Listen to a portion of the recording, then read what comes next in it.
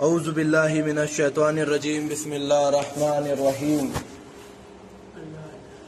अल्लाहुम्मा सल्लि अला मुहम्मदिन व अला आलि मुहम्मदिन कमा सल्लैता अला इब्राहीम व अला आलि इब्राहीम इन्नका हमीदुम मजीद अल्लाहुम्मा बारिक अला मुहम्मदिन व अला आलि मुहम्मदिन कमा बारकता अला इब्राहीम व अला आलि इब्राहीम इन्नका हमीदुम मजीद। अल्लाह ताला का बेइंतहा फजल हुआ, एहसान हुआ, करम हुआ कि अल्लाह ताला ने जो है हम सभी लोगों को मुसलमान बना के पैदा किया। मुसलमान बनाने के साथ साथ उसने क्या किया, हमें ईमान की दौलत भी क्या दी, अपने को नमाज पढ़ने वाला बनाया, अपने माँ बाप नमाज पढ़ने वाले हैं, अपने भाई बहन नमाज पढ़ने वाले, सब लोग अपने को पूरा दीनी माहौल दिया अल्लाह ताला।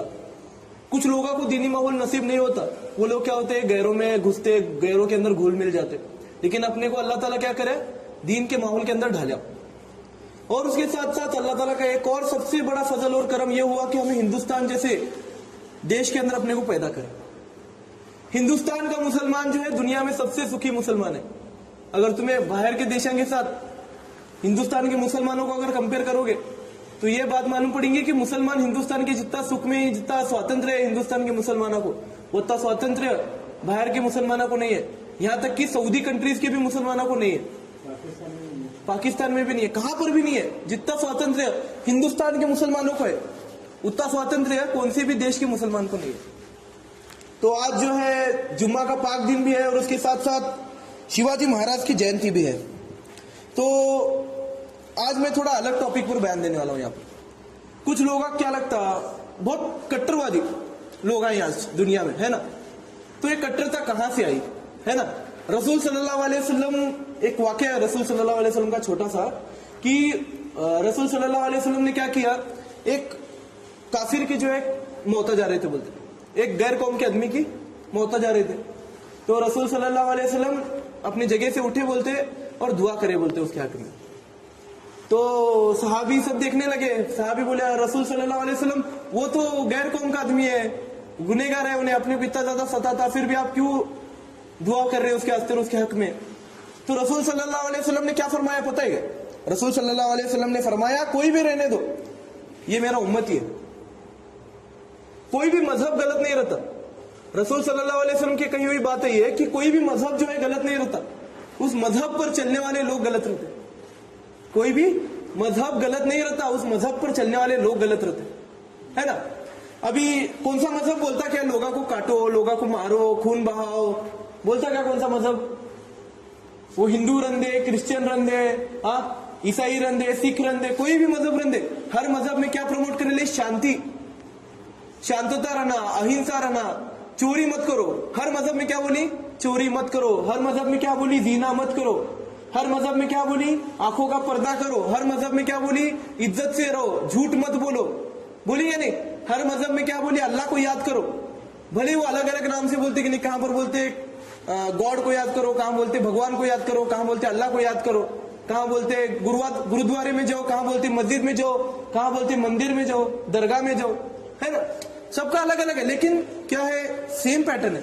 क्या है? सेम पैटर्न है। कौन सा भी मजहब गलत काम का सिर्फ प्रमोट करता है क्या? किसी भी नहीं करता प्रमोट। हाँ बाबा, ऐसा कौन सा मजहब है क्या, कौन सी किताब में लिखे से क्या तुम चोरी करो, है क्या? तुम जीना करो, है क्या? नहीं। हर मजहब में जो है सभी चीजों से सूद मत लो कर को बोले ले, जीना मत करो बोले ले, उसके साथ साथ माँ बाप के साथ अच्छा सुलूक करो कर को बोले ले, भाई बंदा के साथ अच्छा सुलूक करो कर को बोले ले, है ना। सबका हक अदा करो कर को बोले ले। गीता में तो इतना बड़ा एक अध्याय लिखे थे उसके ऊपर कि अपने माँ बाप का हक अदा करो, अपने भाई बंदा का हक अदा करो, है ना। महाभारत की वजह से हुआ भाई बंदा का हक अदा नहीं करे बोल के हुआ। कुरान शरीफ में क्या बोली? भाई बंदा का हक अदा करो। अगर तुम भाई बंदा का हक अदा नहीं करेंगे तो तुम ना जो है आखिरत में हम सवाल पूछेंगे और एक एक पाई का जो है हम हिसाब लेंगे। गीता के अंदर भी वो है। महाभारत की वजह से हुआ, धर्म की वजह से नहीं हुआ, जात की वजह से नहीं हुआ, पंथ की वजह से नहीं हुआ, वर्ण की वजह से नहीं हुआ, कई की वजह से हुआ। तुम भाई बंदा का हक अदा नहीं करे बोल के क्या हुआ? झगड़ा हुआ। गलत तो साथ देने वाले लोगों का, अच्छे तो साथ देने वाले लोगों के साथ क्या हुआ? जंग हुई। तो दुनिया में अभी तक किसी भी धर्म के बीच में जंगे नहीं मिले। कई को जात की वजह से कभी दंगे नहीं हुए, जात की वजह से कभी झगड़े नहीं हुए। झगड़े हुए तो बादशाह लोग झगड़े कई को अस्तर करते थे, जमीन के अस्तर झगड़े करते थे, जमीन के अस्तर झगड़े करते थे, हक बात के अस्तर झगड़े करते थे। रसूल सल्लल्लाहु अलैहि वसल्लम ने भी हक बात के लिए जंगे की।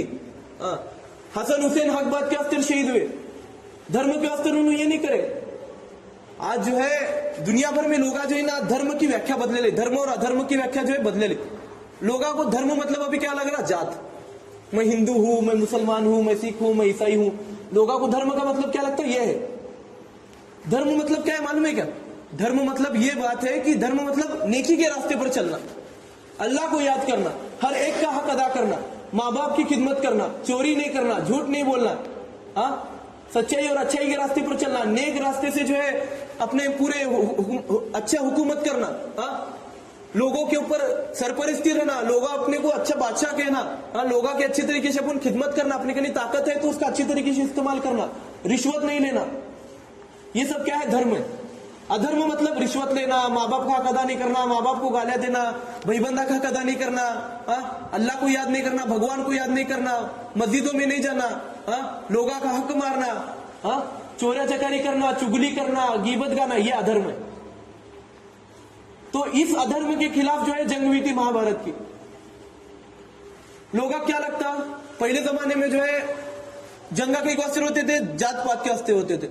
अगर धर्म और जात के वास्ते अगर झगड़े हुए होते ना, मुगलों ने 1500 साल राज किया हिंदुस्तान, मुसलमान 1500 साल राज करे पूरे हिंदुस्तान के ऊपर, तो अभी तक एक तो हिंदू बचा होता क्या देश में? बचा होता क्या? अगर धर्म के वास्ते अगर जात के वास्ते अगर झगड़े हुए होते तो कौन तो बचा होता क्या? और अगर शिवाजी महाराज अगर ये रहे होते, कट्टर रहे होते, तो एक मुसलमान बचा होता क्या उनके राज्य में? बचा होता क्या? नहीं बचा होता। तो लोग जो है ना नेकी का रास्ता और बुराई का रास्ता सब भूल चुके ले, और ये पूरा जो हिंदू मुस्लिम को बांटने का जो काम करे ले, कौन करे? अंग्रेज करे ले। 1947 के पहले रिकॉर्ड में है, अभी भी इतिहास है, 1947 के पहले एक बार भी जात के ऊपर झगड़े नहीं हुए, एक बार भी नहीं हुआ, एक बार भी खून खराबा नहीं हुआ। 1857 के उठाव में 70-72 साल के मुगल सल्तनत के आखिरी बादशाह बहादुर शाह जफर, जिनकी उम्र कितनी थी? 72 साल थी। 72 साल की उम्र में उन्होंने देश के वास्ते क्या उठाए? तलवार उठे। देश के वास्ते जो है उनके 11 बेटों के सर कलम करके उनको रंगून की जेल में प्लेट में राखो रखे थे, बोलते अंग्रेज सैनिक, फिर भी उन्होंने हार माने नहीं। अपना मजहब क्या बोलता मालूम है क्या? तुम जिस देश में रहते उस देश की वफादारी करो, उस देश के नियमों को मानो, उस देश के संविधान को मानो।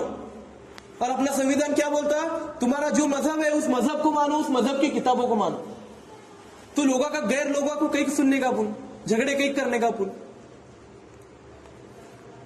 अगर तुम अपने देश से मोहब्बत करोगे तो तुम्हारे खुदा को मोहब्बत करे जैसा हुआ। तुम्हारे देश के साथ अगर तुम्हें गद्दारी करेंगे, तुम्हारे बादशाह के साथ अगर तुम्हें गद्दारी करेंगे तो तुम्हारे खुदा के साथ तुम्हें गद्दारी करे जैसा हुआ। जिस तरीके से तुम खुदा के साथ प्यार करते हो वैसा तुम्हारे प्यार रहना तुम्हारे देश के ऊपर, तुम्हारे देश के साथ तुम्हें गद्दारी नहीं करना। तो मेरा कहना यही है कि ये जो बांटने का काम करे ले, ये मुसलमानों के अंदर नहीं है, फितरत में नहीं है बांटने का काम। बांटने का काम कौन करे? जाते टाइम को अंग्रेज बांट को गए हिंदू और मुसलमान को, देश के अंदर बांटी कर को गए। उनका पूरा ये क्या था, कंसेप्ट क्या था राज करने का, कि वो राज्य कैसे करने का, दो जने के बीच में झगड़े लगाने का, उनको कमजोर करने का, वहां पर राजा उनको काम करने का। तो वो क्या उन्होंने क्या करे? अपने पूरे हिंदुस्तान के अंदर करे। नहीं तो हिंदुस्तान जो है इतना ज्यादा प्रॉस्परस था, इतना ज्यादा पैसा था हिंदुस्तान के अंदर कि औरंगजेब रहमतुल्लाह अलैह, जिन्हें हम आलमगीर रहमतुल्लाह अलैह के नाम से भी जानते हैं, उनके जमाने में हिंदुस्तान की जीडीपी जो थी, हिंदुस्तान का पूरी दुनिया के इनकम के अंदर जो ये था हिस्सा था, 23% हिस्सा था। कितना? 23% हिस्सा।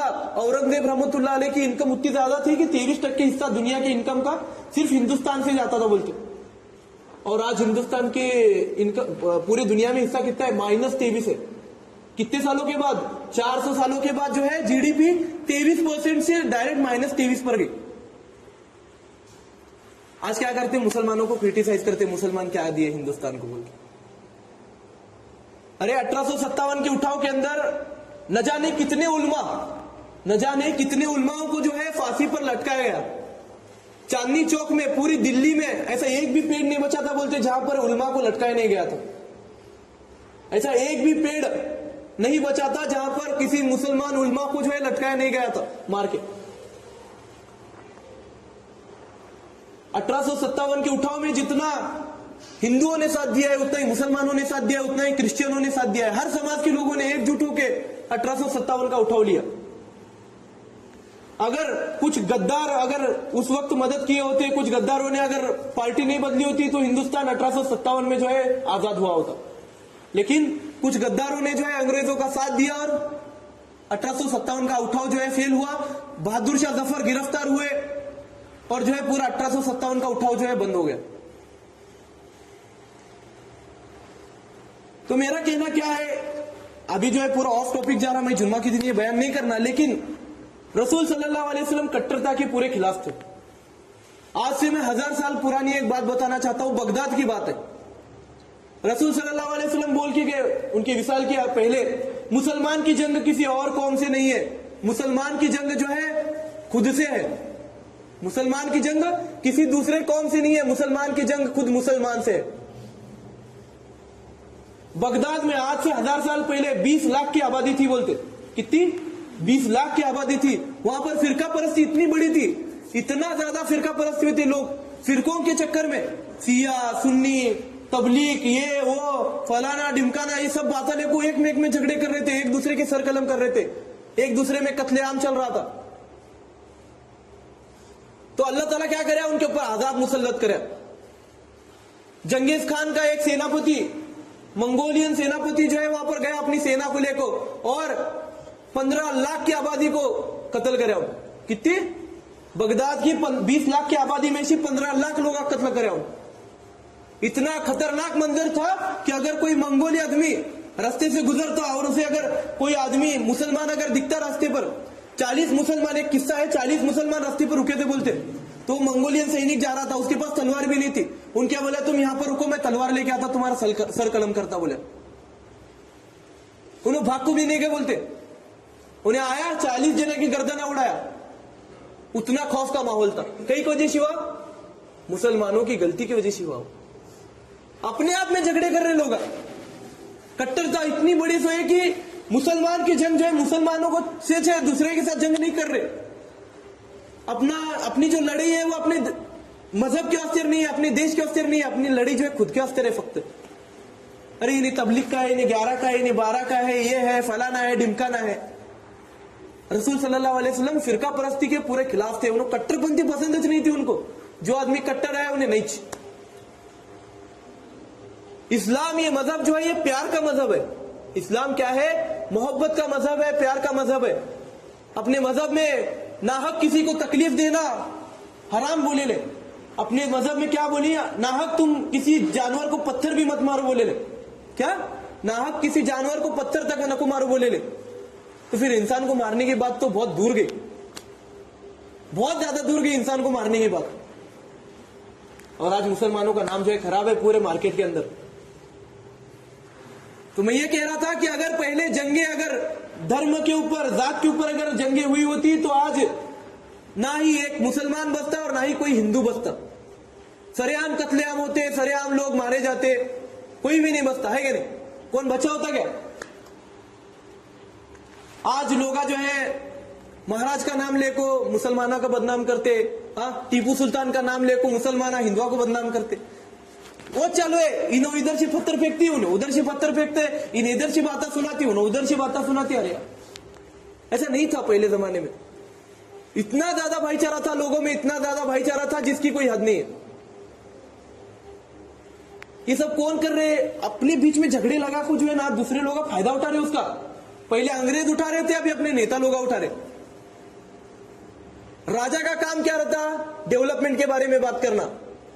राजा का काम क्या रहता? स्कूल के बारे में बात करना, शिक्षण के बारे में बात करना, देश में पानी कैसा पहुंचाना जहां पर पानी नहीं है वहां पर, ट्रांसपोर्टेशन अच्छा कैसा करना, रोड अच्छे कैसा करना। ये क्या है? राजा का ये काम है। देश के राजा जिस आदमी के हाथ में देश की बागडोर है वो आदमी का काम क्या है? ये है कि उन्हें देश के बारे में, देश के डेवलपमेंट के बारे में सोचे। आज अपने नेता क्या बोलती? हम मस्जिद बनेंगे, हम मंदिर बनेंगे, हम ये करेंगे, हम वो करेंगे। अरे गरज क्या है? तेरी गांव में की मस्जिद में तो कभी जाको नमाज पढ़े? जो तू वहां बाबरी मस्जिद बनने के बारे में बात कर रहा हो। पहला गांव की मस्जिद आबाद करो, बाद में बाबरी मस्जिद के बारे में सोचो। जरूरत क्या है उसकी? हाँ, अरे असर को जोहर को जो है एक आदमी नहीं रहता मस्जिद में, ढूंढते जाना पड़ता वहां स्टैंड पर। फजर की नमाज को सब बुढ़े रहती, पहली सफ में सब जवान रहना कर वो रसूल सल्लल्लाहु अलैहि वसल्लम बोलते कि पहले सफ में सबसे पहले जवान लोग आके ठहरना, उनके पीछे जो है बूढ़े लोग ठहरना बोलते हो। हमारे गांव के जवान क्या कर रहे हैं? मड्डी पर जाकर क्रिकेट खेल रहे, हाँ, वह ग्राम पंचायत के बिल्डिंग के ऊपर चढ़ को पत्ते खेल रहे, कैरम बोर्ड खेल रहे, कट्टे गरम कर रहे।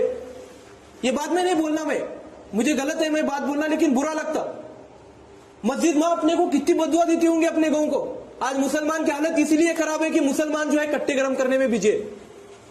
इधर अजान चालू रहती, वहां का तो खेता में कामा चालू रहती, इधर अजान चालू रहती, वहां पत्ते खेलते रहती, इधर अजान चालू रहती, वहां दोस्तों के महफिल में बैठे रहती। अरे कितना वक्त लगता है यार, 2 मिनट का वक्त लगता। गर्लफ्रेंड्स के साथ बॉयफ्रेंड्स के साथ बात करने कितना टाइम डालते अपन? 2-2 घंटे, 3-3 घंटे, रात को 3-3 बजे तक, 4-4 बजे तक बात करते अपन। तहज्जुद के अफसर कभी उठते क्या अपन? किसी के अमल के ऊपर सवाल करना ये मेरा पॉइंट नहीं है, मैं किसी को गलत ठहराना नहीं चाहता, लेकिन मस्जिदों को आबाद करो। अगर तुम मस्जिदों को आबाद करोगे तो अल्लाह तुम्हारे घरों को आबाद करेगा। तुम्हारा नौकरियां वास्ते दर दर भटकना नहीं पड़ेगा, गाँव छोड़ को घरा छोड़ को बाहर जाना नहीं पड़ेगा। रसूल सल्लल्लाहु अलैहि वसल्लम की हदीस है, अल्लाह ताला ने फरमाया है, जब अल्लाह ताला 5 नमाजा का तोहफा दिया इंसान रसूल सल्लल्लाहु अलैहि वसल्लम के हाथ में कि तुम्हारी उम्मती को जो है 5 वक्त की नमाज फर्ज हो चुकी है, 50 वक्त जी 5 वक्त की नमाज तक ले कोई 5 वक्त की नमाज फर्ज हो चुकी है। जो भी इंसान ये 5 वक्त की नमाज पढ़ेगा, हम उसकी रोजी रोटी जो है आसान करेंगे। उसको रोजी रोटी के लिए हमें हैरान नहीं करने वाले, उसे भगाने वाले नहीं हमें। आज मुसलमान क्या कर रहा? दुबई को जा रहा, कहां है तुम्हारा बेटा? अरे दुबई में काम करते, कतार में काम करते, कैसी बोलती अमेरिका में काम करते, ऑस्ट्रेलिया में काम करते, घमंड सी बोलते। वो घमंड करने की बात नहीं है, वो तुम्हारे गुनाहों का सबब है कि तुम ना उतने दूर जाको तुम ना रोजी कमाना पड़ रही। तुम नमाजा पढ़ो, 5 वक्त की नमाजा पढ़ो, अल्लाह ताला तुम ना दिल से नमाजा पढ़ो, अल्लाह ताला तुम ना बैठे जगह तुम ना तुम्हारा काम देगा अल्लाह ताला, और तुम्हें वहां काम करेंगे। तुम ना उतनी दूर जाने की भी जरूरत नहीं है। अगर गुनाह करना अगर आसान होता रहेगा तो ये मत सोचो कि अल्लाह ताला तुम्हारे ऊपर मेहरबान वेला है, अल्लाह तुम्हें माफ कर रहा। अल्लाह तुम्हारी आजमाइश लेते रहता। बनी इसराइल कौम के ऊपर एक आजाद डाला तो अल्लाह, बहुत नाफरमान कौम थी। बनी इसराइल को क्या बोला? शनिवार के दिन तुम्हें मच्छा नहीं पकड़ने का, शनिवार के दिन तुम्हें मच्छा पकड़ने का नहीं। तो शनिवार के दिन मच्छा ज्यादा आते थे बोलते, शनिवार के दिन मच्छा ज्यादा आते थे बोलते। तो अल्लाह क्या करते रहता? आजमाइश लेते रहता। क्या करते रहता? आजमाइश लेते रहता। तो तुम्हारा काम क्या है? सबर करना, सबर करना, अल्लाह ताला से दुआ करना है, अल्लाह मुझे सबर करने की तौफीक नसीब अता फरमा बोलना था। तो आज मुसलमान परेशानी में क्यों है? क्योंकि मुसलमान जो है मस्जिदों को आबाद नहीं कर रहा, माँ बाप की खिदमत नहीं कर रहा, फिरका परस्ती में बिजी है मुसलमान, आपसी मतभेदों में बिजी है। मुगल सल्तनत गिरने के पीछे का सबसे बड़ा जो प्रॉब्लम था वो यही था, फिरका परस्ती। अकबर बादशाह के जमाने में इतने ज्यादा फिरके वाले लोग थे जिसकी कोई हद नहीं थी। उनके दरबार में जो है ना हर फिरके के आदमी को उन्होंने मौका दिए थे। तो वहां पर कंफ्यूज होकर उन्होंने क्या करे? गैर कौम का रास्ता उन्होंने अपने अपने झगड़ों की वजह से जो है अपनी सल्तनतें गिरी लिए, नहीं तो आज मुसलमान कितने ऊपर गया होता। तो मेरा कहना यही है, तुम मस्जिदों को आबाद करो, अल्लाह तुम्हारे घरों को आबाद करेगा, तुम्हारे घरों को खुशहाली से भर देगा। तो एक आखिरी बात, एक आखिरी नामा ही थोड़े कुछ नामा बताता मैं। अगर पहले जमाने में अगर कट्टरता रही होती, अगर पहले जमाने में अगर कट्टरता रही होती तो अकबर बादशाह के सेनापति जो है एक हिंदू नहीं रहे होते, एक राजपूत नहीं रहे होते। अगर पहले जमाने में अगर कट्टरता रही होती, अगर कट्टरपंथी रही होती तो महाराणा प्रताप जी के जो है सेनापति जो है हकीम खान पठान नहीं रहे होते। अगर पहले जमाने में अगर कट्टरता रही होती तो शिवाजी महाराज का पहला सरनौबत जो है नूर खान बेग नहीं रहा होता। अगर पहले जमाने में अगर कट्टरता रही होती तो आदिल शाह जो है अपना राजकुमार अपने क्या बोलते फर्जंद जो है शाहू महाराज को नहीं बने होते। बने होते क्या? नहीं बने होते। एक गौर कौम के आदमी को जो है उन्होंने क्या बने? राजकुमार बने अपने सल्तनत का।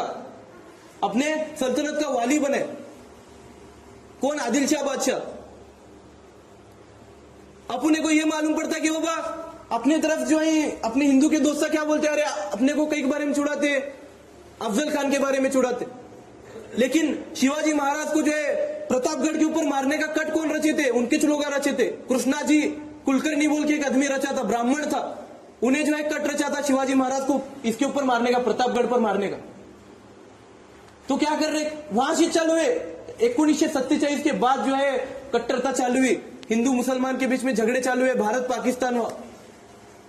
तो मेरा कहना यही है कि रसूल सल्लल्लाहु अलैहि वसल्लम को फिरका परस्त लोग, कट्टरपंथी लोग पसंद नहीं थे। तो रसूल सल्लल्लाहु अलैहि वसल्लम क्या कहते थे कि हर समाज के आदमी की रिस्पेक्ट करो, अल्लाह ताला जो है उसको हिदायत देगा। तुम्हारा काम क्या है? उसके हक में दुआ करना, उसके हिदायत के लिए दुआ करना। उसको नाम रखना है तुम्हारा काम नहीं है, उसके अमल के ऊपर उंगली करना तुम्हारा काम नहीं है। तुम सिर्फ क्या करो? उस आदमी के जो है हक में दुआ करो। अल्लाह ताला से दुआ करो, अल्लाह ताला इस आदमी को जो है नेक तौफीक अता फरमा, नेक रास्ते पर चला। तो मेरे दोस्तों, कट्टरपंथी की तरफ मत जाओ, मस्जिदों को आबाद करो, अपने घर के बारे में सोचो, अपने मजहब के बारे में सोचो, अपने देश के बारे में सोचो।